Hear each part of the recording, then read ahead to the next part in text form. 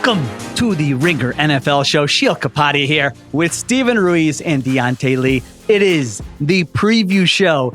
It is week 12 already. I was counting some preview shows earlier. I'm like, I think we only have 6 more regular season preview shows, Ruiz. After this one, we are ready. Is it stretch run time? Can we start using the term stretch run or not yet? Maybe after this weekend? We're definitely in stretch run territory, I would say. I think we're going to get our first mathematically eliminated teams this weekend, maybe next weekend. That's when you know you're in the stretch run. Music to my ears. I know, I love it. Heck yeah, Diante. When it turns into a 20-team league instead of a 32-team league. Nothing better. Yeah, Nothing 2 of the better. greatest words in NFL content is mathematically eliminated. I mean, what's better than that? Then you got to look ahead at the offseason, free agency, my favorite time of year, trades, all the good stuff. But we need to come up with an adverb mathematically, but for content. I don't know what that would. They're dead to us is basically what they become. Yeah. Look, if you've been reading the power rankings, there are quite a few teams that have met that qualification since about week 6 or week 7 of the year. Edit it out, something like that. Well, we'll come up with something in the weeks ahead. All right, we do have some good matchups, though, in week 12. Might not be a week 11, but we have some important ones. I feel like we have some good secondary storylines. I was also thinking with some of these games that might not jump out to you, but man, a quarterback, a coach, somebody in the spotlight. But the biggest one with the highest stakes specifically for one team has to be 49ers at Packers. And this one has some very interesting injury intrigue here. So the 49ers are going to Green Bay, and Brock Purdy has shoulder soreness. This is from Matt Barrows of The Athletic said, Kyle Shanahan said on KNBR that Brock Purdy had a very minimal practice Thursday and is working on his rehab. Quote, hopefully he'll be feeling great on Sunday, Shanahan said. So you've got that on one end. You've got Jair Alexander, the Packers cornerback, telling The Athletic that he's got a PCL tear. And so he's going to be out for a while here for Green Bay. And so all of a sudden, this matchup with 2 teams who we thought coming into this season, these are Super Bowl contenders. Packers are still very much in the mix. But Ruiz, this 49ers team, it's a very interesting time, not only in the scope of this season, in the scope of this era, in the scope of what does this all mean of the Kyle Shanahan, Brock Purdy, all of it. Where are your eyes going first with this matchup at Lambeau? It's got to be on the offense, because the only chance this team has of kind of redeeming themselves this year is figuring out the offense. It doesn't need to get back to last year's level, but I do think it needs to get somewhere close to that. It needs to get to 2019 when they made the Super Bowl with Jimmy G, that level of play. And I was optimistic about this team just because I thought CMC would come back and he would rejuvenate the offense. He would give a boost to the running game, more explosive plays on those gimme throws underneath. And it just hasn't happened. He hasn't looked like the same back. He doesn't have that explosiveness. And I think after the game last week, he even said, I'm not the same guy right now. I don't feel like the same guy as I was last week. And this team is missing a lot of players, without Trent Williams out there, who, when you look at the on-off splits over the last couple of weeks or last couple of years, he's been one of the key factors in their offensive success. So it's going to get tough, and it could be the end of an era. They might have to make some salary cap moves. This is a very expensive roster. It's also an aging roster, and it's a roster that's not playing its best football at the moment. So, I mean, if this is the last that we see of this collection of players, the Avengers, so to speak, it's not the best version of them. Yeah. What do you think, Diante? Do you feel, do they have a run in them given these injuries? Ruiz mentioned it. Trent Williams has an ankle injury this week. Nick Bosa is dealing with an oblique hip injury. So it's not just Purdy. I mean, you're talking about their blue chip players on offense and defense are dealing with things. We'll see if they play or not. What's your level of confidence that they can get this together? I feel like the goal now, Diante, is it's not about winning the NFC West. It's about sneaking in, getting healthy, and giving yourself a chance. Yeah, I mean, you just got to give yourself a shot. If I had to measure my confidence level, and I think this is fitting for the season that they've had, it's probably right around a 5.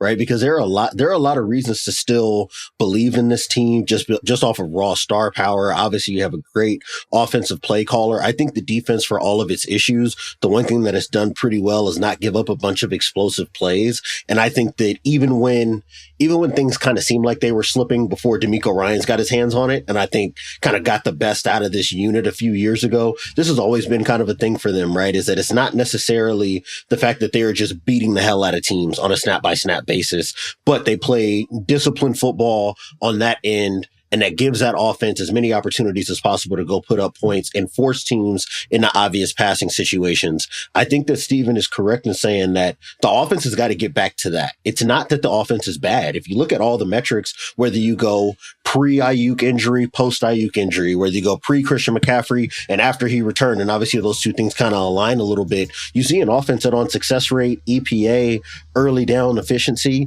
they're still able to move the ball pretty well, right? It's just that this roster was not built with the seventh best offense in mind. This team was built, this roster was built with the idea that this offense was going to be an unstoppable force, and there was going to be nothing that defenses could do to knock it off balance. And I think that what we've seen in Christian McCaffrey's return is something that's been kind of bubbling all year. And this is something I've been taking a lot of time to look at. Deebo Samuel, I think, has taken a big step back as a wide receiver. I think the production looks good, but I think when you start looking at contextual data, like how he's separating against tight coverage, where the targets are coming from, outside of like the underneath stuff where he can just catch and run, you're not getting much from him right now. And I think that when you compare that with the fact that you don't have a Brandon Ayuk, who even for the slip in production, I think you can go and watch the tape and say, oh, you know, it's an off-target throw here, or, you know, he had his hands on the ball, defense just made a great play, or whatever the case, or Brock Purdy didn't get to him in the progression, but there was an opportunity. I think that when you look at the fact that he's not there to help smooth issues out, that the early down run game is not just fixed by the fact of having Christian McCaffrey back, and you're looking at an offensive line that I think is just struggling to move bodies in the run game in a way that they weren't in the first month or so of the year. There's just been all these little pieces of attrition with this offense, and that's enough to really expose the margins for error. And I'm not going to say that that is the reason why they've come up so unlucky in one-score games. It just makes it more likely that you're caught in these one-score game situations and these high-variance situations late. And now when teams give you man coverage, when they do send pressure, when they make you a little bit uncomfortable and you don't have the super friends at your skill position group, it does make those margins really tight. And what we're seeing in these situations for this team is they're losing to teams that are more talented than, because they continue to find themselves in these gotta-have-it situations that were never an issue for them when they were healthy and playing at their best in 2023 and in 2022. And that's just going to be, I think, ultimately the story for this season for San Francisco, is that they were good enough, but just didn't come through because of small execution mishaps. Do you think with like all the setbacks this year, and given the age of these players and the salaries of these players, if you were in their shoes, the front office's shoes, and I'm asking either one of you, would you blow it up, or would you try to run it back one more time? Or do you think it's naive to run it back one more time? I kind of think it is, because these players have a long track record of being injured. It's not a surprise to anyone that any of these individual players have been injured. Outside of Ayuk, I guess he really doesn't have that much of an injury history. But the other guys, well, you could have anticipated this. I'm a no on that. Bring that up. Yeah, I was going to say, I don't think we ever talk about that in NFL terms, right? That's a basketball discussion a lot of times, when you get the aging core that's been contending for a while, and it's like, all right, is it time to move a guy on for a first round pick or something so you can kickstart the rebuild? I think the only way that you can justify blowing it up is if you're doing a total regime change.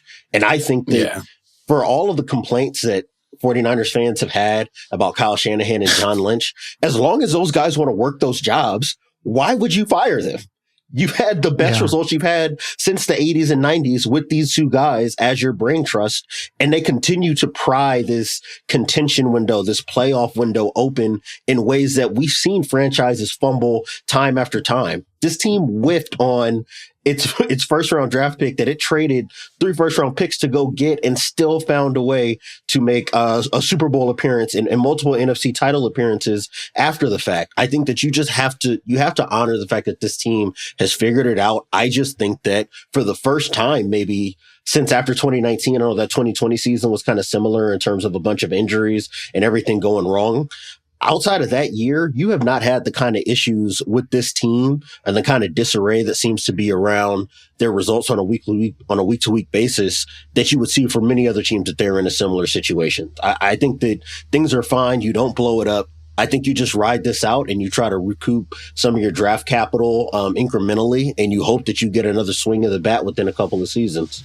Yeah, I think Ruiz, your point is right. We've probably seen the best of Christian McCaffrey's career, and it doesn't mean he's going to be nothing, but in terms of durability, production, explosiveness, that's just the aging curve of a running back. Diante mentioned it with Deebo Samuel. You could easily make, especially his style of play, you can easily make the case that we're seeing some of that now and that we're not going to see that again. I still feel like they have enough there. I mean, you could make the case that I'm glad Diante brought up the offensive metrics and how it's a bunch of little things that have gone wrong. You could really make the case that this season's been about bad luck, bad injury luck, and bad special teams. And if not for that, this team would have 7 wins and would be atop the NFC West. I mean, they're 6th in overall DVOA in the entire NFL.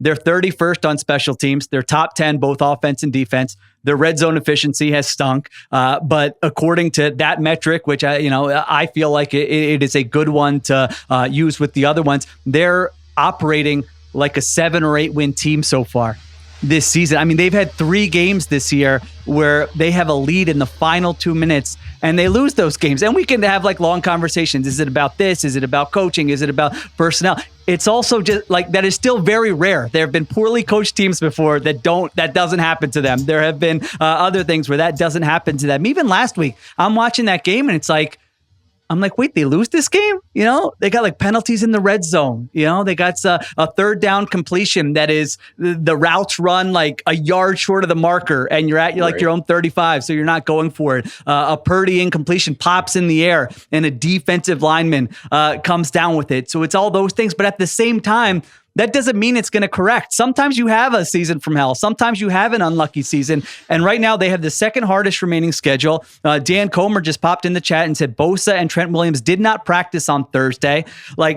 There's a lot of stuff at stake here on Sunday for this game. And if you look at the betting markets, they're minus 220 to miss the playoffs. That's implied odds of 70%. That they're not going to make the playoffs. They're 500 team, but there's a lot of things stacked up against them right now. But that's why, and I would probably, in the case of the NFL, I would probably be the GM or the owner who waited too long, honestly, because I would be if I were in the 49ers front office, I'd be making this case right now that, no, are you crazy? We still have Shanahan. We still have Fred Warner. Let's draft, let's develop. We have another run in us next year before we think about blowing it up, whatever that means. But man, this season, they're really on the ropes right now and the injury stuff's only getting worse. Yeah. And I feel like that DVOA though is built on the beginning of the year, where I do think they look better at the beginning of the year than they do now. And that was always the thing. Early on, we were going to be this team is going to get their best offensive player back. They're going to get Christian McCaffrey back and things are going to improve. But then they lost Brandon Ayuk and Deebo isn't the same player and Christian McCaffrey isn't the same player. Now Trent Williams isn't practicing and has missed some time. George Kittle has missed some time, missed last week, might miss this week. So I don't know if they even get back to the bad version of the Avengers. Are we going to see, we're obviously not going to see Ayuk, but are we going to see Trent Williams, George Kittle, CMC, Deebo Samuel, and Juszczyk, and then Purdy, who popped up on the injury report now? Are we going to see those guys all play and all be 100% healthy, or relatively healthy compared to the rest of the NFL right now? You're right. This could be the worst version of them we see over the next month. And that is entirely possible with the injury stuff that's going on right now. I thought before I saw the Purdy and the Trent Williams injuries, I thought their offense was really going to show up in a big way in this game. And I was they're going to because the Packers defense did not play well last week. And I'm Shanahan back up against the wall with these guys. They're going to go in there and, they might lose 30-27 or something, but the offense is going to show up. But now with these injuries, I'm just not sure if that's going to be the case. So big game at Lambeau Field on Sunday. All right. Yeah. Next game on our docket, Ravens at the Chargers. John Harbaugh, Jim Harbaugh, Justin Herbert, Lamar Jackson, Monday Night Football. It's going to be a fun one. Ruiz, you kind of soft launched to take, it was our Sunday night show, right? About John Harbaugh. Was that when we were discussing him, I believe? Why doesn't he take a little more blame for some of the Ravens issues? So where are you in terms of Harbaugh the state of the Ravens. Would you rather have, one question we tossed out when we were talking earlier this week, who would you rather have? John Harbaugh or Jim Harbaugh for your franchise from now until, let's say, whenever they finish coaching? So what do you think? Yeah, my answer right now is definitely Jim. And that's actually based on his track record. I think you can make the argument that he's had a more impressive NFL career, even though he lacks the Super Bowl trophy. He has a more impressive coaching career in the NFL than John Harbaugh, who took over. Like, the Ravens were down bad when he took over, but the Ravens had been a smart organization that was winning with like bad quarterback play. They were basically the Steelers of the last decade. And so I think he stepped into a good situation. Meanwhile, Jim Harbaugh has taken over two bad situations and turned them around immediately. Like, no wait, year one. There's no such thing as a year zero with Jim Harbaugh. But yeah, to your point, or my point on Sunday night, this is a team that's not coached well right now. The Ravens I'm talking about. They lead the NFL in penalties, as I said Sunday night. They're 21st in special teams DVOA this year. Like, that's supposed to be Harbaugh's thing. John Harbaugh's thing is he was a special teams coordinator. The Ravens have been good at special teams for a lot of his tenure as coach. Now, part of that is Justin Tucker. That's what I was going to say. How much of that is just the kickers getting gold? I would have to dig deeper. Is there, punt coverage and stuff bad, or is the kicker just washed? I don't know. Yeah, it's hard to say. And this is an unofficial stat, but I'm pretty sure they lead the NFL in busted coverages and big plays giving up in the secondary, which is another sign. Yeah. But right. I will say this. They haven't been coached well, but I do think this is a good coaching staff. I think they've earned the benefit of the doubt. And as they say in soccer, form is temporary, class is forever. And I think they're going to figure these things out. And then when you look at the areas where they've been bad, the deep passing defense, the penalties. If you look at the past 5 years, there's really no correlation between how many penalties or big plays on defense, in pass defense, that a team gives up in the first half of a season and how much they give up in the second half of the season. It's one of those stats that's very volatile. So in 8 weeks, we could have totally forgotten about their issues in pass coverage or the issues with penalties. And if they are able to figure out those issues, this is the best team in the NFL. I don't think anyone would disagree with that. The only reason they've lost their games is because of these issues, and they lost them to the silly teams. When they go up against the good teams, we see their best game. And I think that's the version of this team we're going to see in the playoffs. But yeah, I do think Harbaugh's confident given their playoff history, you are confident that we're going to see the best version of the Ravens in the playoffs. Yeah, because you're basing that off of 3 games. I'm not going to have a take based on 3 random games against Patrick Mahomes, Josh Allen, and then one of the other games they had Tyler Huntley playing, and they still almost won that game. Yeah. But the reason why I think John Harbaugh is a good coach is because he took accountability for the penalties this week. In his press conferences, midweek press conference, he was like, it starts with me and it stops with me. We got to work on it in practice. So I think he knows the issues they have. And this is what a good coach does. He works on those issues instead of saying the players just have to execute better, which I think a handful of coaches around the league would have said that in the same spot. Yeah. It's funny. I want to take that question, and I guess the way I'll frame it is, if I'm a GM and I'm choosing between the brothers, I want Jim, because I think Jim has a better track record of year 1, year 2. He can establish a style of play and a certain baseline of competency that can get you into playoff competition ahead of schedule. And I think that we are seeing that borne out with Los Angeles. If I'm a team owner and I'm thinking about 10 years, 15 years, I'm probably leaning John. At least from the people I talk to who have been exposed to both brothers, what I hear is Jim is great, but Jim is a lot. John is kind of got his own little ways, but I think that he's a little bit easier to maybe bump shoulders with in the building than Jim is. He can hide it a little bit better, I think. Yeah, I was going to say, if both of them are angry, I think you're getting a more amenable conversation out of John Harbaugh than you are out of Jim. So I would probably frame it that way. But I think that when you look at that Sunday night game against the Bengals, right, it was such a great encapsulation of all the work that they've done and how high they have raised the floor for this team in spite of the talent issues that they had. I thought that was a great punctuation on this hot streak for them over the last month or so.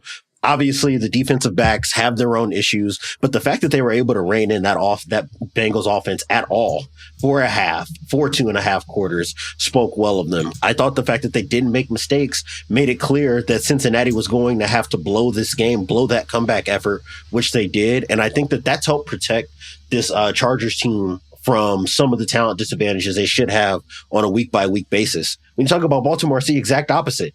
I mean, going into the Steelers game last week, the point of conversations that we were having was all the ways in which Baltimore can blow a game like that. Wide receivers not separating, not being disciplined as route runners, not finishing plays, losing up front defensively, giving up just enough edge for them to get the 5 or 6 yards that they need. Obviously, the penalties have been a big piece of it. That was something that we were talking about in week 2 and week 3 of the year when they were leading the league and EPA lost by penalties because of all the pass interferences and the holdings and, the personal foul penalties. I do think that Baltimore has found a way to snatch defeat from the jaws of victory pretty often this season. It does not mean that I'm out on them. I would definitely say that they're of the AFC contenders outside of Houston. That's probably the team that I'm looking at most. Like, I thought I knew who you were, and the more of these games that I watch, the less confident that I am in who you are. And it's really just banking on Lamar Jackson to paper over a lot of these problems. I think with the Chargers and why this game is so interesting is that they are not going to give them many windows of opportunity to take advantage of mistakes. This is going to be Baltimore having to earn it. And I think if they are not the team that we saw last Sunday against Pittsburgh, you show up and you say, we've got more speed than they do on the perimeter. We've got more experience up front. We've been one of the best rush defenses in the NFL. We're going to get them in the obvious passing situations. And if we can just actually get to the spots we're supposed to get to in coverage and finish the play, if we get our hands on the ball or if we're contesting a route, then this should be a game that they can control. Maybe not a wire-to-wire win, because I expect the Chargers to be competitive throughout, but they should be able to control the terms on this game in a way that they couldn't against Pittsburgh because of all the ways they shot themselves in the foot. The more I think about this game, the more I want to pick the Chargers. Like the Ravens are still my Super Bowl pick. That's the team that I have the most confidence in when they're going good, but maybe we've been sleeping on the Chargers a little bit. And I do wonder if we didn't have those preseason priors, would we be questioning whether they're real or not? Like, you look at their losses. They lost to Pittsburgh in week 3 by 10 points in a game where Justin Herbert gets hurt in the first half and Easton Stick has to come in. I think they were like tied or they were right in that game when Herbert goes out. The next game is the next week. Herbert's playing with a high ankle sprain. They lose by 7 points to the Chiefs. Not a bad loss. They were leading that game in the fourth quarter, if I recall correctly. And then their next loss was on the road to Arizona, which at the time didn't seem like a good loss. But now, when you look back at it, that was a pretty good game between two good teams. And the Chargers were really in control of that game and kind of gave it away late. Took a walk-off field goal, yeah. Yeah, so... And that's all of their losses. And their wins of late have been kind of convincing. They beat the Saints by 18 points. They beat the Browns by 17 points. They beat the Titans by 10 points. They beat a good Bengals team. I know the Bengals record isn't good, but the Bengals are a good team. We saw the Ravens struggle with the Bengals. We saw the Chiefs barely win and need a miracle to beat them. The Chargers were pretty much in control of that game for like 80% of it. So, I mean... Maybe you weren't so crazy on Sunday night when you were hyping them up, and maybe you weren't so crazy in the first half when you were talking yourself into them like winning a couple games in the playoffs. I just want the record to reflect how big everyone's eyes were about 3 or 4 weeks ago when I said that the Chargers are the most likely team to win a road playoff game in the AFC. I want the record to reflect everybody's reaction to that. All right. Sometimes it's okay to be early. I'm not the guy who's early to a lot of takes, but I'm going to take my victory lap on this one.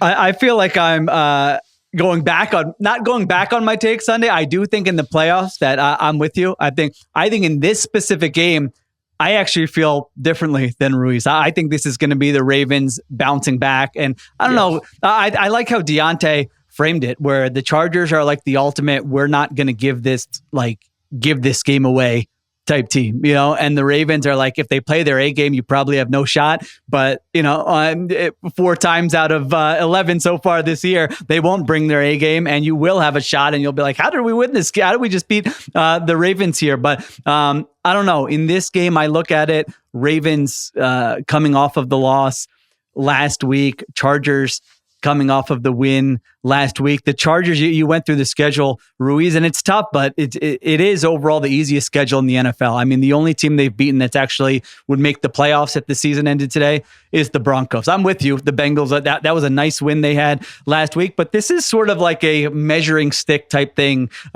for them. Are they good enough to be in the class of the AFC contenders, or are they like cute story, probably a year away, maybe can like make some noise in the first round of the playoffs here? We're going to be saying the same thing in 2 weeks when they play Kansas City. If they win this game, we're still going to say it in 2 weeks. Because like, I feel like the skepticism is built into this team because of the roster and what it looked like, because of what we've seen of this franchise for the last couple of years, and really the history of the franchise and their propensity to give away games.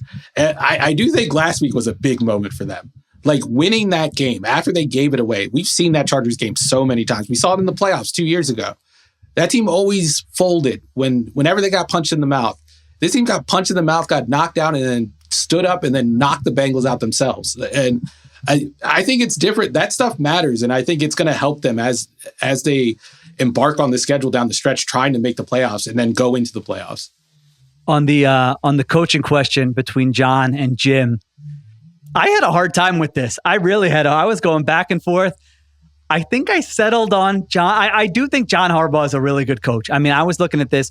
So he took over in 2008, and in that span, the Ravens have the fourth highest winning percentage in the NFL, and he's only had Lamar for a third of those games, 33% of those games. So I'm with you. He's in a good spot. They are an organization where you talk to other teams and other organizations, and they're like the Ravens, they do it right, but they've won a lot of games. He's had a losing record twice in 17 seasons. It's not quite Tomlin, but it's not far off. I think a big thing of coaching is just hiring a staff, and I think he's made some good decisions there. I mean, Wink Martindale, I don't think had been a defensive coordinator. He brings him in. They're playing one style of play. It works really well. Then it stops working. Then he goes to Mike McDonald the next year, and he does it really well. Even with Lamar, like when they bring in Lamar, I don't know how many teams were like, all right, we're going to run our quarterback this much. Some teams were doing it, but it wasn't like the norm in the NFL at that time for whatever our issues are with Greg Roman. And maybe he was a year, 2 years late with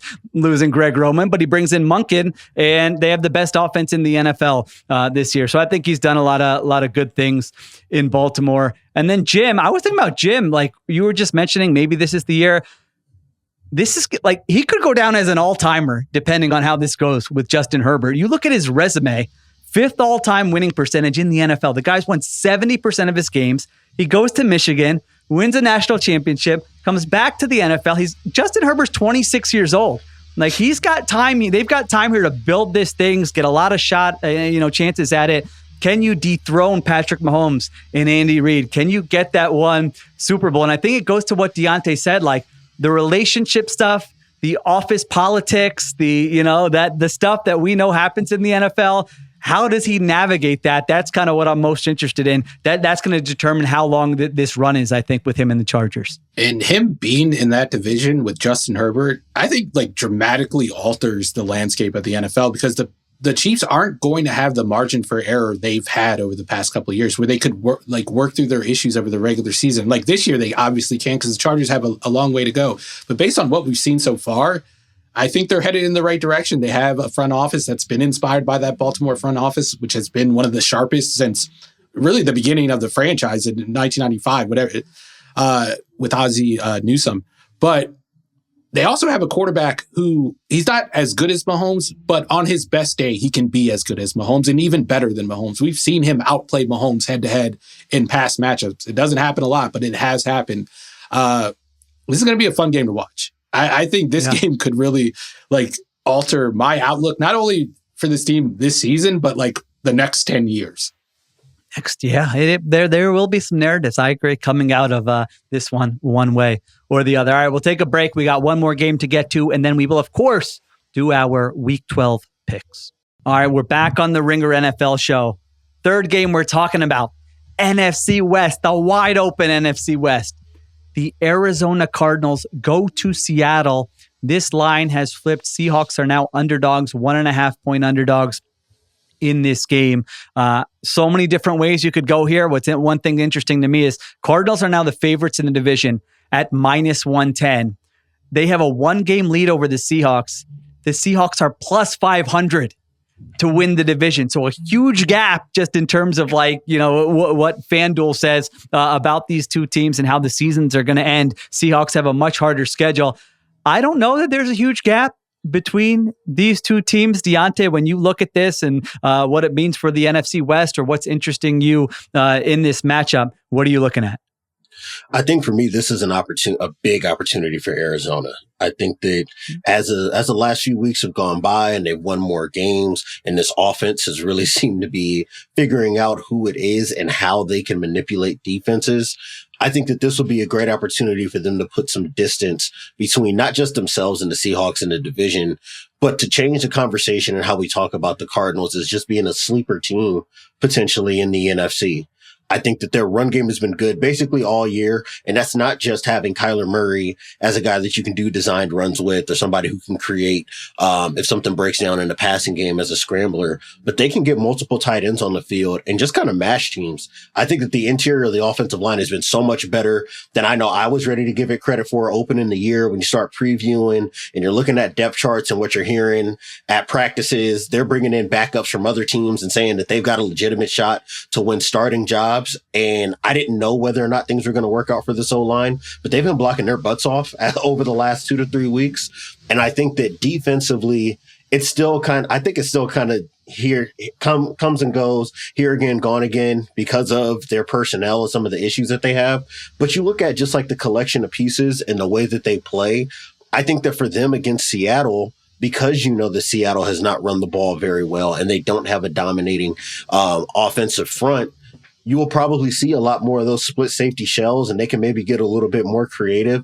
And you know that Geno Smith and his style of play, when he doesn't have anything else to rely upon, is going to force him to put the ball in harm's way at times to make a play for this offense. So I think if they're able to force some turnovers and continue to mash teams on the ground, this could be a pretty big statement opportunity for Arizona if they're able to pull away. Yeah, I think this comes down to how Arizona wins in the trenches, or if they can win in the trenches, especially in obvious passing situations. Can they get pressure on Geno Smith? Abe Lucas came back, the right tackle for Seattle last week. They're getting healthier on the offensive line. But if you're doing some of those unsound coverage calls, I do think if you don't get pressure and you have a quarterback like Geno Smith and he has a clean pocket to work with, he's going to find openings and he's going to test those openings. He's going to test how well your secondary will hold up. So I think that's what this game comes down to. And on the other side of the ball, it comes down to who wins the battle for first down, which is connected to what Diante said. This Cardinals team can run the ball. We know Seattle has had its issues against run games. They had a little more success last week against San Francisco as they've gotten healthier on the front seven. Mike McDonald seems to be figuring things out. I think this is going to tell us not only about Seattle's chances of making a run at the playoffs this year, but I think, like Diante said, it's going to tell us how good the Cardinals are, because this is a decent test. It's not a great stern test, but I do think a good team, a playoff contending team here, wins this one, and it's not super close. I'm dangerously close to going back to my preseason feelings on the Seahawks. I thought they were going to make the playoffs before the season. They start off hot. I'm feeling good. Then they go in the tank and you see the rest of the NFC West. And I'm like, no, they don't have it. I thought there were signs of Mike McDonald kind of finding his fastball last week against the 49ers. Some of the pressures they dialed up, that led to Brock Purdy throwaways or just kind of dead on arrival type plays for Kyle Shanahan and the Niners. I thought that was a pretty encouraging defensive performance. I think they're getting healthier on defense. They made this big linebacker switch just in the middle of a season, which usually doesn't happen. That's helped them. And then offensively, you're going up against the Cardinals team that is 30th in pressure rate, to what you guys were saying. They got to try stuff to figure it out, because they are not, if they line up and play, they're getting smoked every week. And to their credit, they have done a good job doing that for the most part this season. But I feel like if Geno has time and DK Metcalf's back healthy and Jackson Smith and Jigba has been really good in the last couple of weeks, I wonder if the Seahawks can, show up in this game and have a win that has us reconsidering, wait, the Cardinals were kind of the fun, sleepery team in the NFC West.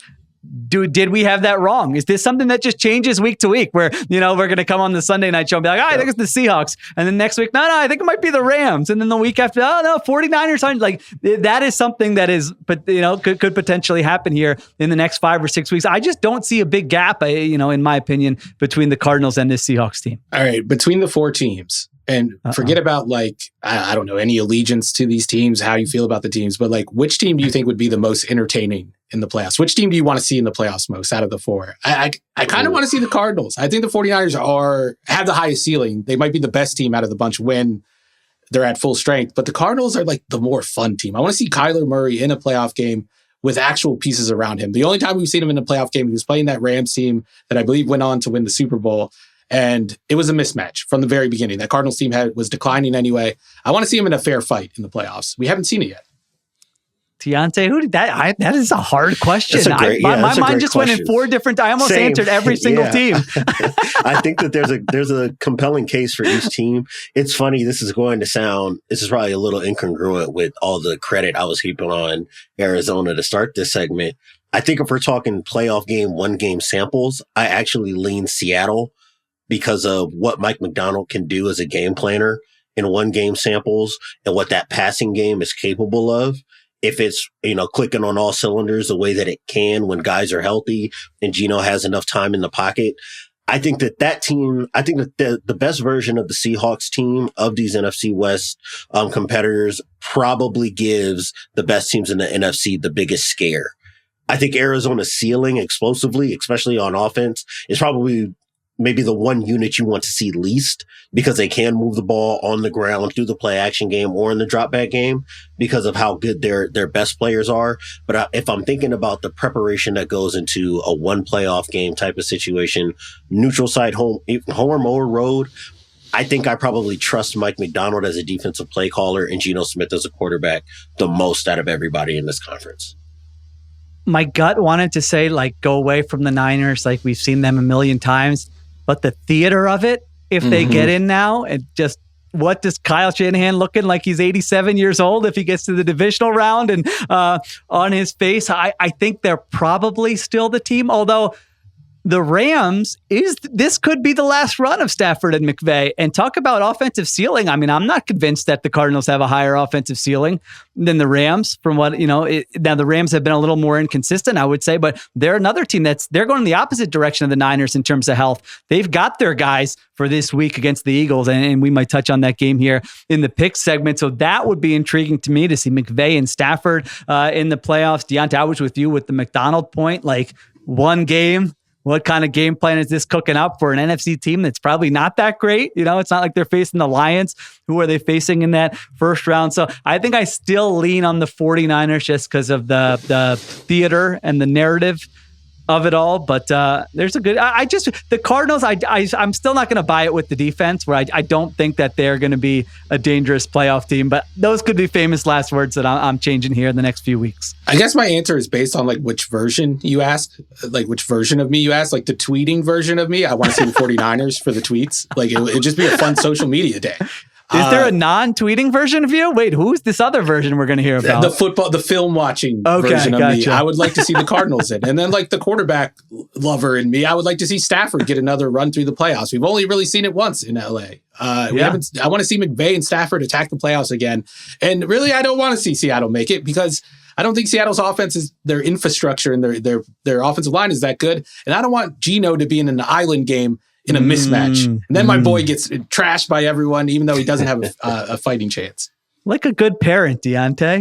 He's just, he wants to protect his child. The babies. You got to protect the takes are his babies, and he's got to protect the takes. That's right. Good parental instincts there with Geno Smith. All right. Kyler Murray has only played in 1 playoff game in his career. So yes, hopefully if they play well, we'll get to see him again this year. Hopefully we'll get to see him. It was one of those Monday night games too. One of those, I think it was the first Monday night playoff game. Yeah. Those don't count. Those don't count as Rams, and they had kind of gone in the tank, right? The second half of the season, if memory serves. Yeah, I think it was one of those. All right.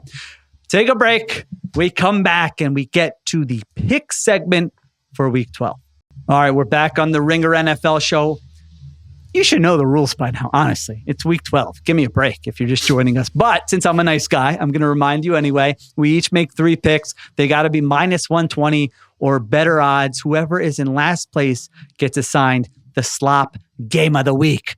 And there's some, as the season goes on, there are some slop games of the week to choose from.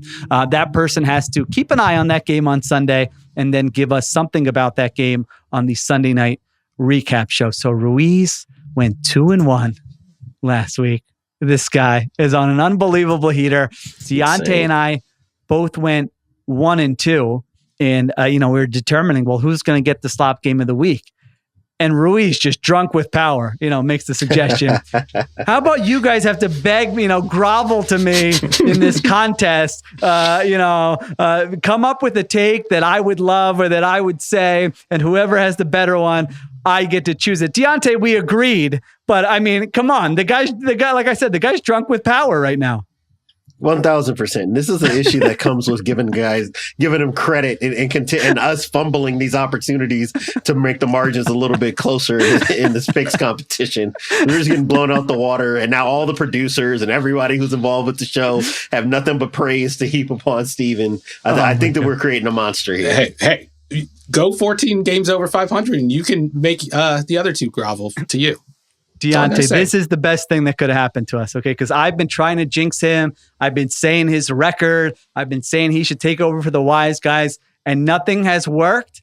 But I feel like the picks gods, when you make a move like this and tell your co-host that they've got to come up with a take you like so that you can make a decision on the slop game, I think he did it to himself. I think we're going to go on a run the rest of the way, and Ruiz is coming down. You heard it here first. Little bullets. This is like what Jets fans were telling themselves during the Patriots dynasty. All right. They saw Spygate. They were like, this is our year. I'm telling you, the karma, it's catching up. I did still do the exercise, though. Okay. So this was the exercise, was to come up with the take that Ruiz would just, right? Give Ruiz, you give us the definition. Right? You don't have to believe it. No, we don't believe it. He just we has think to you be, would love it, though. And I'm going to judge it based on creativity. If you just say, like, Justin Herbert is the best quarterback in the NFL, like, you didn't try too hard, okay? Okay. I don't know how hard I tried, but I can start us off.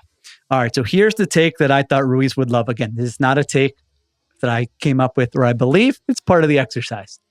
If Kyle Shanahan would have signed Geno Smith as a free agent in 2017, remember, that was Kyle Shanahan's first year with the San Francisco 49ers. Geno Smith was a free agent. He signed with the New York Giants for $1.2 million. You could have had him. If Shanahan would have had the vision and signed him, the 49ers would have 3 Super Bowls, and Geno Smith would be a first ballot Hall of Famer. Steven Ruiz. You went a little too far at the end there. But this is like the NBA dunk contest, and you just did like a between the legs dunk from the free throw line. This is going to be a very hard act to follow. That's very was going. You know what? Honest to God, I did not put very much thought into this exercise, and because of that, I'm willing to just bow and take the slop game of the week because I cannot compete with that. I didn't even think of Geno Smith playing for Kyle Shanahan. It's not even just that. He managed to compliment Geno Smith while tearing down not only Brock Purdy but Jimmy G too, one of my old nemesis. No, great job by Sheil. Yeah, I might give you some of my wins from the season. I have plenty to spare. Okay. All right. So I'm actually jealous of Diante. He's just like, screw this. I'm not doing some stupid exercise for Ruiz. This is why you go second. You look at his notes. There's no take on there. He didn't even do that. He didn't even prep. He's just screw this. I'm not doing this. Which Ruiz, you get to officially name it. I mean, Diante said he would take it, but I can't be the one who says Diante, gets it because this is your decision. That's what we determined. I hate groveling, so I'm going to give it to Diante. You should have done the same thing he did and not came up with a take. It was a great take, but I'm still giving it to Diante just to teach you a lesson for trying to bring up karma on me at the beginning of the segment. Okay, so I still have, even though my take was good, I have to watch Bucks Giants. Is what you're telling me. Okay, unbelievable. I was thinking in my head, all right, it was pretty easy. Purdy, Herbert, Geno. You had like a word cloud? It's like, it was literally, I'm just like, which direction? Then I was like, get 2 of these in there, Sheil. Like, you got him, because I was like, all right, he's going to like that, because it's, it's taking Purdy down. It's lifting Geno up. Oh, he likes Shanahan. I thought I hit them all. Maybe I did. I'm trying to think of one that would have topped it. Like if Diante said this. If Diante would have been like, if Drew Bledsoe never gets hurt, the Patriots still win just as many titles in that first decade. That would have been, I would have been all in. That I know you said I don't have to believe in it. I think that take is a level of absurd that even I would not be okay with attaching my own name. He won the first AFC championship. Tom Brady wasn't even good when they beat the Rams. And he didn't play great in the Panthers game. The only reason that he was able to lead the game-winning drive is because he threw one of the worst interceptions I've ever seen in the end zone when the Patriots could have taken a 2-score lead. That's a take right there. We're giving he's a through an interception merchant. I have a lot of these, by the way. On Tom Brady, you get me started on Tom Brady's Super Bowls. Not only that, in the Panthers Super Bowl, in the Seahawks Super Bowl, he threw 2 picks. He threw one in the end zone that cost them points on the first drive, and he threw a pick in his own territory, deep into his own territory, that set up the touchdown that Doug Baldwin scored. So his comebacks he kind of set up the comebacks himself. And you could say the same thing about the Falcons game. He threw a pick 6. Like Bill Belichick only gave up 21 points. It was 21-3. We should only give Brady credit for a 21-3 comeback because he's the one that made it 28-3. Well, he made it 21-3. Then they scored after that. But sometimes we say mid-season form, playoff form. You are in May, June content form. Like when we need to come up, what are we doing for the show here on after the draft? You should have saved that. I almost cut you off and been like, stop, save this for May or June. But I know you have more, like you said. So we'll get to more of those. All right. Since I'm watching the slop game of the week, Bucs Giants, I'm going to go ahead and use my first pick on that game and go Giants under 17.5 points, total points against the Tampa Bay Bucs. The New York Giants, in what has to be the most boring storyline of the entire NFL season, are going to Tommy DeVito at quarterback. Like I logged on earlier today and I saw like 17 videos about Daniel Jones getting emotional or something. No part of me wanted to click on any of them. I don't care about anything that has to do with this quarterback situation or this franchise. I just need them to score fewer than 17.5 points against the Bucs. For those who forget, who loved the Tommy Cutlets thing last year, 50 quarterbacks since the start of last season have had 200 dropbacks. Cutlets ranks 49th in EPA per pass play and 50th in success rate. Literally the worst quarterback who has actually played over the last 2 seasons. So I love the Bucs in this game. I don't even love the Bucs defense that much. I think their offense is overachieved. Their defense is okay, but I've seen Todd Bowles before, and Todd Bowles just has to be having a great week knowing that he gets to prepare for Tommy DeVito in this game. By the way, Bucs are 4-6 and have the easiest remaining schedule in the NFL. They're another team that's getting a little bit healthier. Mike Evans, I think, could be back for this game. We've talked about Liam Cohen. He's done a good job. So I think Bucs big in this game. Giants under 17.5 is my official wager. I've got bad news, Sheil. Uh-oh. I'm riding the Bucs too. So if you go down, if I go down, you're coming down with me. I got the Bucs minus 5.5 in this game for all the reasons you just laid out. Tommy DeVito stinks. And the only reason he's playing is because he has a New York accent, because he's Italian. The Giants aren't even hiding that fact. They signed Drew Lock in the offseason. All week wondering if Steven was actually going to bring this take to the podcast. Me too. Of course I was.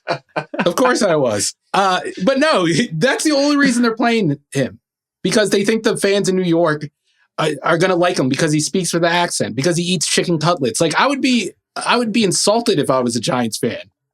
I would be insulted if I was Todd Bowles. I think Todd Bowles is going to baptize this young man. Like literally baptize him. I don't think Todd Bowles is insulted. I think he's pretty excited it can be both. It can be both. Yeah, it can be a little bit of both. It's hard for me to say you're wrong. I can't come up with a reason why they're starting Tommy DeVito. So, all right, now I did pick the Bucs minus 5.5 on like my social, my picks for the week. So I think I would be fine you winning, because I was trying to think, I could still have the Giants scoring fewer than 17.5, but the Bucs not covering. But I don't want that, because that's a strike against me. So all right, I'm with you. I'm fine with us both winning that one. Bucs can win something like 26-17. I don't even know if the Giants are going to get to 17, and we both win that one. All right, Diante, what do you got? What's your first one? First one I'm going with here is from the Patriots-Dolphins game. I'm taking Drake May over 26.5 rushing yards at minus 114. I think that against a defense that that Miami runs, where you're going to get a lot of changing pictures on the back end. I think we've seen, for as well as Drake May has played, you've seen some of the limitations of this receiving core, where the guys are not ready for the ball, not being very detailed in their routes, not always having an option available for Drake May, and knowing that Miami doesn't necessarily want to send the house all the time on passing downs. I think that there are going to be a lot of rushing lanes for Drake May to take advantage of, and this should be another display of him using his legs to extend and create offense for a team that does not have a lot around him. And I think that it's going to take that if New England wants to hang in this game the way that they've been able to hang in a lot of games lately. What was the number again? 26.5 yards. I can't believe it's that low, honestly. Same. This guy is like one of the best scramblers in the NFL, and he's like using it. And he's going, like Diante said, he's going to have to use it. This is a mismatch on paper, the Dolphins defense versus the personnel of the Patriots. And him moving around is really going to be their only shot of keeping up, especially if the Dolphins offense continues to roll like it has the past couple of weeks, or I guess 2 of the last 3 weeks. I've also got a Drake May. There you go. I'm going over the passing yards too. It's 217.5. That's not a huge. Gardner Minshew threw for 282 against this defense last week. I know a lot of that was just like that might have been the most schemed up offensive performance. I didn't watch it live. I caught up on it. I'm like, oh my gosh, screen. Just every single play. They're like, you are not throwing the football. You're not like making a read and throwing the football downfield. We will figure this out for you. And they actually had a lot of yards on offense. So I think this is a high scoring game. I think May just really raises the floor. Even like you guys said, the offensive line, the pass catchers, they're not great. But I don't know. I watched that game last week and I was smitten. I'm like, this guy raises the floor of the entire offense. He knows what he's doing. This isn't fluky. Like the ball isn't hitting the ground in this game. So he threw 40 passes in that game. So I think he'll throw the football here. I think the Dolphins will put up a lot of points. Their offense is playing really well. So I think you'll be in a game script where you're going to throw it. And I feel like he can get to over 217.5 passing yards in this game. So there we go. The Ringer NFL show is rooting for Drake May to have a nice fantasy game. Really quick, let's talk about the where are we at with the Dolphins? Are they still alive at all in the playoff picture? No, you're done with them. No, that's over. You get one AFC team that is clearly out of the picture that you get to tout, and you made your pick on Cincinnati. Miami's season is done. And I will say though, I do appreciate the way that Tua has approached his process in the pocket since coming back. I think that some of the conversations that we had after that Monday Night Football game, where it looked like he was moving around a little bit more, was a little overwrought. It's really not about him extending plays as much as him just getting the ball out underneath. I think that's been a big reason why you've seen Jonnu Smith's production surge over the last couple of weeks, because they're finding him underneath for cheap yardage. And I think that some of the costs that it's come with, right, like not being able to get Jalen Waddle deep downfield as often, not being able to connect with Tyreek Hill as often deep down the field, even though they're obviously still feeding him touches in the intermediate areas. I think that it's just a healthier way to play for this offense right now. And I think that if this is a way that they're able to build some kind of sustainability in the passing game, I'll feel a little bit better about their 2025 outlook if this continues the rest of the way. Yeah, I think 9-8 is their ceiling at this point, because they still have the Packers. They have to go to the Packers on Thanksgiving. They still play the 49ers. They have to go to Houston in December. It's going to be rough. They have no margin for error. I agree. We were just asking the question here, but I'm glad. I like the Diante shout out, because I haven't been keeping like a close eye on the Dolphins, but watching them last week, they've kind of changed how they've played with Tua, and working really well. Maybe it's a small sample, but he's second in EPA per pass play, and he's got the lowest ADOT in the entire NFL. So Mike McDaniel was taking a lot of heat, I feel like, when Tua went down, and they're doing nothing with those backup quarterbacks. But when Tua's there, I mean, not in a big spot, not in the playoffs, but overall, McDaniel has had answers and has been able to put together a pretty good offense. So that's something to keep an eye on. I would also add, like, I don't think he's going to necessarily get the credit for that. And I think he should get a little more credit for that, because even when Tua was in there at the beginning of the year, it wasn't looking good. Like, teams were taking away the stuff they used to do. So he had to evolve, and he had to evolve with this string of backup quarterbacks, a string of bad backup quarterbacks. And when Tua came back, he had an offense ready. It's not the same offense, like you said, that they've been running. This is different. And I think it's a little more scheme heavy even than it was in the past. Yeah, I think statistically, based on like EPA per drive, that was like a top 5 offensive performance by any team last week. No one, unless you're doing fantasy or gambling on it, no one was paying attention to that game. But man, they went up and down the field against the Raiders. All right, Ruiz, what do you got? What's your second one? All right, my second one is I'm going to go with Rams plus 2.5 against the Eagles. And the only reason I'm picking this is because I think this game is very personal for Sean McVay. I was looking up his history against a Vic Fangio defense, and I didn't realize that Sunday night game in 2018, the one that was like the beginning of the end for that Rams blueprint back then, it was a very famous game. I think he probably thinks about that game all the time. And I think he's been thinking about that game for the last 6 years. And you know how he can like recite any play you tell him, you give him a situation? Yeah. I bet you he can recite every play from that game and everything that Jared Goff did wrong. And guess who he doesn't have at quarterback anymore? He doesn't have Jared Goff. He has Matthew Stafford. And I think we're going to see why he wanted Matthew Stafford in this game, to take on defenses like this that can take away his run game and the play action passes off that. I think it's going to be a heavy drop back game for Matthew Stafford, and I think he's going to play well.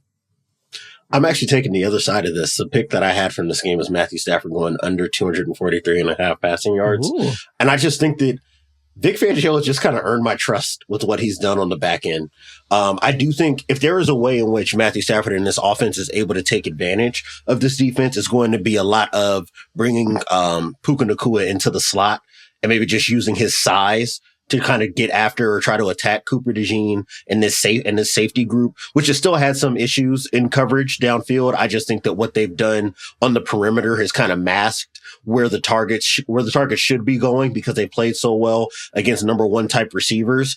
I do think though, if I'm Vic Fangio and you're watching the ways that Los Angeles tries to get after defenses, they're always just waiting on that opportunity to get man coverage, to get you singled up, or to try to create those confusions with condensed sets.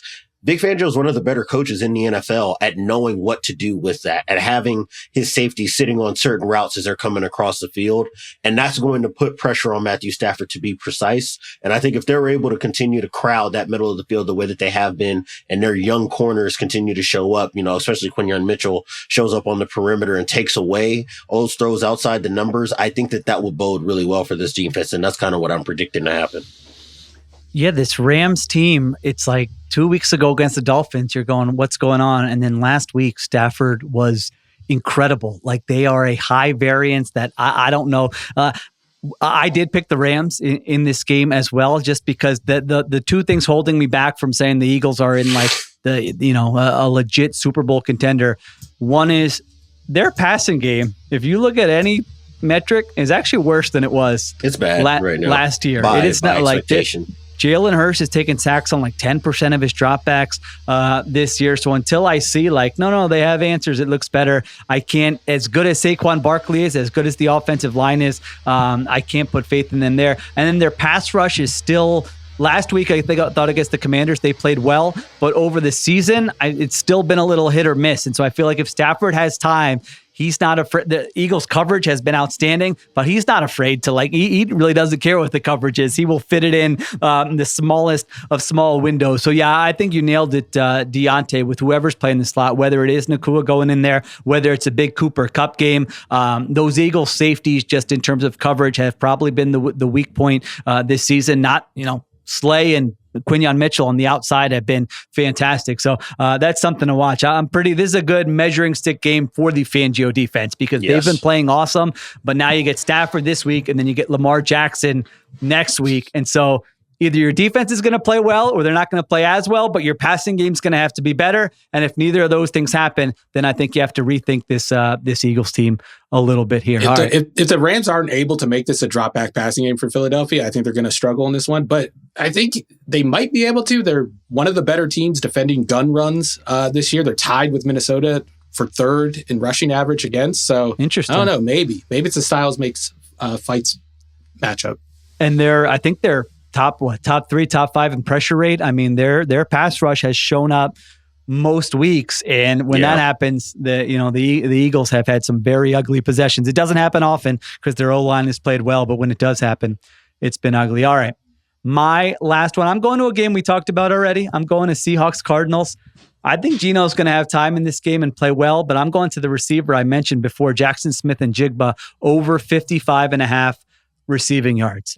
Last 2 weeks, Smith-Njigba, 17 catches for 290 yards on 24 targets. I think they're going to be able to throw the football against the Cardinals. I was looking at both Smith and Jigba and DK and kind of just flipped a coin to decide who I wanted to go with here. But I think the Seahawks offense is going to show up. I like Smith and Jigba over 55.5 receiving yards for my last one. All right, Ruiz, what do you got? I have the Broncos under 23.5 points. I think we're getting a little too high on this Broncos offense after the last couple of weeks. They're first down merchants. Like, if you look at their splits, if they're not doing it on first down, they're not really doing it. And if you look at Bo Nix's splits by down, they're like almost identical to Russell Wilson's splits last year by down. So it's kind of the same formula. You know, we're going to use our constraint plays on first down. We're going to throw screens. We're going to run the football. They have been running the football very well. But this passing game didn't work too well in the first game against Las Vegas, but they had a monster day on the ground. I think in this game, you see the Raiders defense clamp down on the run game, like sell out to clamp down on the run game and take away the screen stuff and then make them win on third down with Max Crosby rushing. I mean, I'm putting a lot of faith in this bad Raiders team and Gardner Minshew. Well, I guess not Gardner Minshew as long as he doesn't throw any pick sixes. But yeah, I think the Broncos are due for a setback soon. My last pick is also from this game, and I'm taking Brock Bowers going over 62.5 receiving yards. Sheil kind of hinted at it in his analysis. That's like stealing. I didn't even see that one. They throw to him on every single play. They throw him the ball. If you guys haven't been watching, if you guys didn't watch the Raiders last week, if you want to see what high school BS 7-on-7 football looks like, that's the Raiders passing game right now. Guy out in the flat, mesh routes, condensed split as a number one receiver and running a drag across the field, and everybody else is running verticals. So you're draining out the coverage. That's a lot of Brock Bowers this game. And I think that this will be a good week, especially if Denver tries to send a lot of pressure after Gardner Minshew. There should be a lot of quick outlet opportunities to get the ball to Brock Bowers, whether it's the routes that I named, whether it's a screen game. I think there's going to be a ton of opportunity for just easy yards after the catch. And Brock Bowers has been one of the 10 best yards after catch guys this season. And he's outpacing receivers that we usually associate, creating after the play or after the catch with. He's just as good, if not better, than most of the best in the league. I kind of forgot that Norv Turner and Scott Turner are kind of running this offense now. And I can't think of a worse quarterback to have in a Norv Turner offense than Gardner Minshew. Like, you want your quarterback to be able to hold on to the ball and throw downfield into tight windows. And like that just brings out the worst of Gardner Minshew. I'm sure Norv is just hurting inside that he has to run this guppy man offense for him. I watched that game last week on condensed. For those who don't know, you can watch like a full game in 35 minutes. It takes away all the stuff in between. And to watch the Raiders offense in that form, where I would have told you Brock Bowers had 27 catches in that game. I'm like, every Raiders and they all look play, the same. Yeah, they all look the same. When Jacoby Myers would get a couple in there, I'm like, all right, they threw to someone else. Nope, back to Brock Bowers for 3 more here. It was wild to watch. So yeah, 62.5 is a great one, because even if the opponent is like, we're not going to let Brock, they're still going to scheme up there's gonna be little screens. They're gonna find ways to get him the ball. And lower. Yes. They will throw the ball to him 8 yards behind the line of scrimmage if they have to get him a touch. He'll start taking shotgun snaps. Just get him in the ball right away. The ball in his hands right away. It could be 15 catches for 66 yards, but he's going to get over 62 and a half yards there. All right. My 3 to recap: Giants under 17.5 points. Don't let me down, Cutlets. Come on. You got this in you. Under 17.5 points. Drake May over 217.5 passing yards against the Miami Dolphins. And then Jackson Smith and Jigba over 55.5 receiving yards. Ruiz, what do you got? I have Bucks minus 5.5 against Tommy DeVito. I have, not against the Giants, against Tommy DeVito specifically. I have the Rams plus 2.5, and I have the Broncos under 23.5. Diante. And for me, I've got Matthew Stafford under 243.5 passing yards, Drake May over to 26.5 rushing yards, and Brock Bowers over 62.5 receiving yards. There you go. Those are the picks for week 12. Will the tide turn? Will the picks gods say, Ruiz, not anymore? These guys are coming back. Or will it continue to be utter domination where I'm going to be mathematically eliminated after week 12? We will see. We will recap it on the Sunday night show. That'll be a lot of fun. Thank you to Diante Lee. Thank you to Stephen Ruiz, Christopher Sutton, producing as always, and thank you to Dan Comer. Additional production supervision by Conor Nevins and Arjuna Ramgopal. Everyone have a great weekend. We will be back Sunday night after Eagles-Rams on the Ringer NFL Show.